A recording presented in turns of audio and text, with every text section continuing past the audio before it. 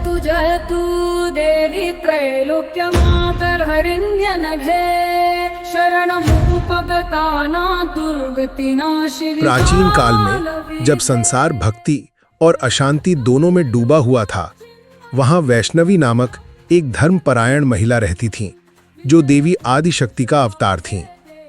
वे दक्षिण भारत में एक निसंतान ब्राह्मण दंपत्ति रत्नाकर और माता धर्मा के यहाँ जन्मी थीं।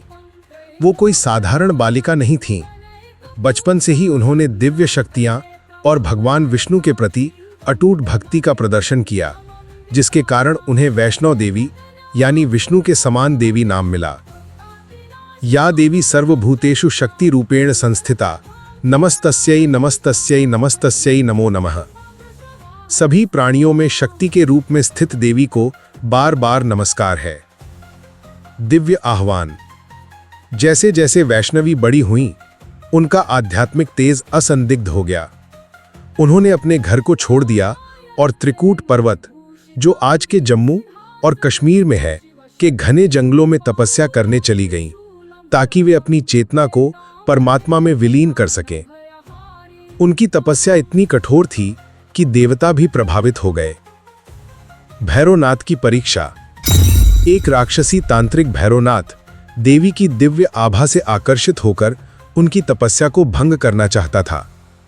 देवी के बार बार चेतावनी देने के बावजूद वह उनका पीछा करता रहा। अपनी रक्षा के लिए देवी ने महाकाली का रूप धारण किया और उसका वध कर दिया। मरने से पहले भैरवनाथ को पश्चाताप हुआ और दयामयी देवी ने उसे मोक्ष प्रदान किया, यह घोषित करते हुए कि उसकी समाधि भी उनकी यात्रा का एक भाग होगी। दंष्ट्रा करालवदना घोरमुंडमालिनी रक्तबीजवधे देवी चामुंडे शुभदा भव।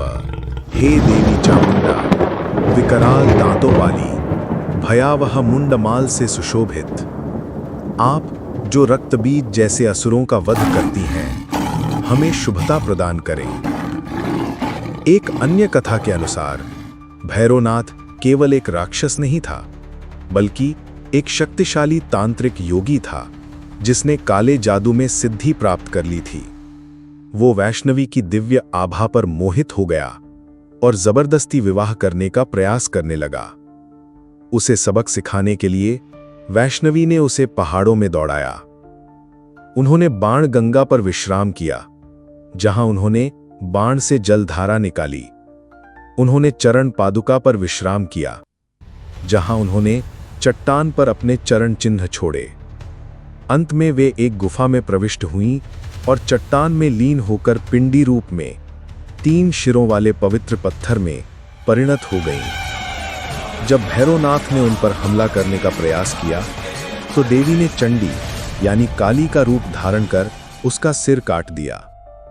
लेकिन अपने अंतिम क्षणों में भैरवनाथ ने क्षमा याचना की। देवी ने अपनी असीम करुणा में उसे मोक्ष प्रदान किया, लेकिन ये आदेश दिया, अहम भैरव रूपेण शापितः पूर्वजन्मनि त्वत्प्रसादात् मुक्तिम प्राप्तः शरणागत वत्सला। पिछले जन्म में मुझे भैरव बनने का शाप मिला था, परंतु आपकी कृपा से हे शरणदाता मुझे मुक्ति प्राप्त हुई। मेरे धाम की कोई भी यात्रा भैरव के मंदिर में श्रद्धांजलि अर्पित किए बिना पूर्ण नहीं मानी जाएगी। भगवान राम का श्राप। कुछ कथाओं के अनुसार भगवान राम अपने वनवास के दौरान त्रिकूट पर्वत पर आए थे।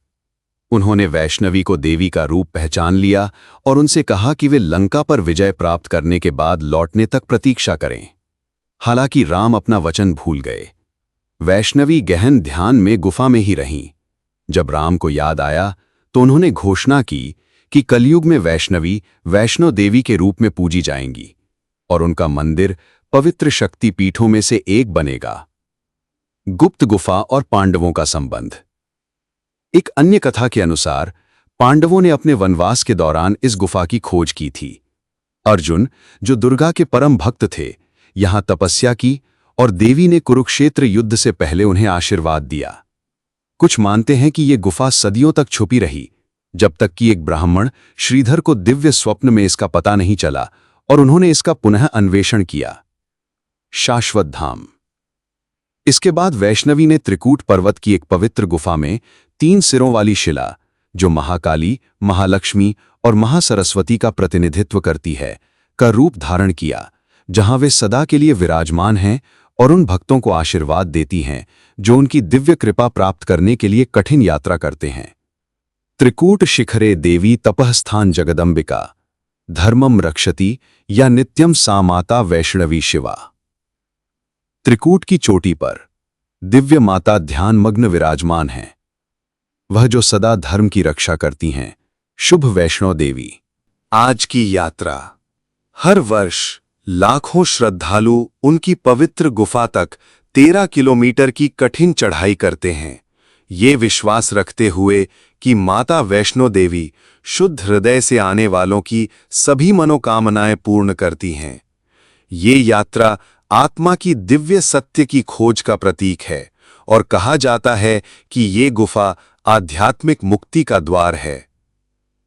कट्याकर्षण शूलानि पथिकंटकितानि च त्वामेव शरणम यामि मातर जगद्धात्री भव। यद्यपि कांटे और पीड़ाएं मेरे मार्ग को चुभती हैं, फिर भी मैं केवल आपकी ही शरण लेता हूं, हे माता संसार की पालनहार। आज भी भक्तों को बर्फीले तूफानों में एक प्रकाशमान कन्या के दर्शन होते हैं जो उन्हें मार्ग दिखाती है। गर्भजूड़ गुफा, गर्भ के आकार की सुरंग, कहा जाता है कि पापियों के लिए संकरी हो जाती है और शुद्ध हृदय वालों के लिए चौड़ी हो जाती है। चमत्कारी उपचार उनकी पवित्र शिला पिंडी से जुड़े हैं, जो केवल उन्हीं को दिव्य प्रकाश में चमकती दिखाई देती है जिन्हें माता का आशीर्वाद प्राप्त होता है।